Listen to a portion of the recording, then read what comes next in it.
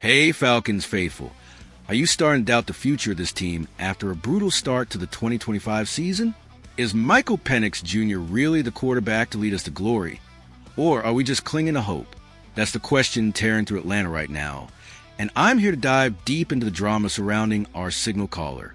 Welcome back to the channel, where we live and breathe everything Falcons. Today, we're breaking down head coach Raheem Morris's unwavering support for Penix amidst whispers of Kirk Cousins stepping in, dissecting a rough Week 3 performance, and asking what this means for the future of our squad. Buckle up, because this is going to be a raw, emotional ride. Let's rewind to the scene that got everyone talking. A crushing 30-0 loss to the Carolina Panthers in Week 3. Yeah, you heard that right.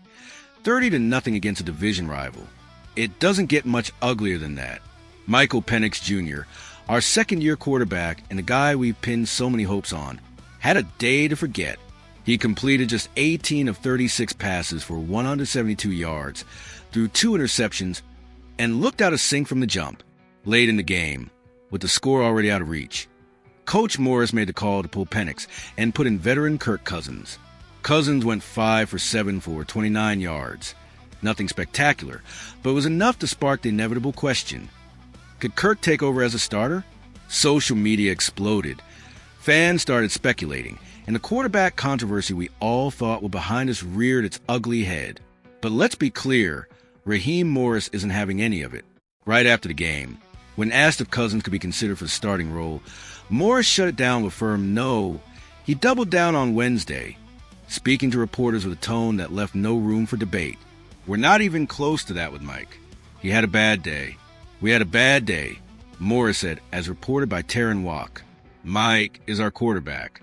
We've got a lot of confidence in Mike. We're moving forward with Mike. Mike is a guy. That's the kind of backing you want to hear from your head coach, especially for a young QB still finding his footing. Morris isn't just paying lip service here. He's making it crystal clear that Penix is the present and future of this franchise, no matter how bumpy the road gets. Now, let's talk numbers, because they don't lie. Through the first 3 games of 2025, Penix has struggled mightily. He's completed 59% of his passes, thrown just 1 touchdown against 2 interceptions, and averaged a pedestrian 6.1 yards per attempt. Those aren't the stats of a franchise quarterback, at least not yet. Penix himself owned up to the shortcomings after the Panthers' debacle, telling ESPN's Mark Raimondi, "It starts with me. I've got to be better with my execution." He went on to say, "I've got to get the ball to open receivers when they're open." That kind of accountability is refreshing, especially from a young player under intense scrutiny. But accountability alone doesn't win games, and Falcons fans are hungry for results. So, what's the plan to get Penix back on track? One adjustment Morris revealed this week is moving offensive coordinator Zach Robinson from the booth to the sideline. It's a small but potentially significant change, aimed at improving communication and helping Penix make quicker decisions in the heat of the moment. The Falcons' offense, currently ranked 13th in the NFL in total yards, has shown flashes of potential but lacks consistency. Getting Robinson closer to the action could be the tweak that unlocks better play calling and execution. Penix seems optimistic about the shift, and as fans, we gotta hope it makes a difference. Let's not ignore the elephant in the room, Kirk Cousins. His brief appearance in Week 3 wasn't just a mercy substitution. It was a reminder that we've got a seasoned veteran waiting in the wings. Cousins, with 14 years of NFL experience, could be a tempting option for a team desperate for stability. Interestingly, reports indicate that teams like the Cincinnati Bengals, San Francisco 49ers, Minnesota Vikings, Washington Commanders, and New York Jets, some of whom are dealing with quarterback injuries, might see Cousins as a potential trade target. Yet, as of the Week 3 lineup, no team had reached out to the Falcons with interest.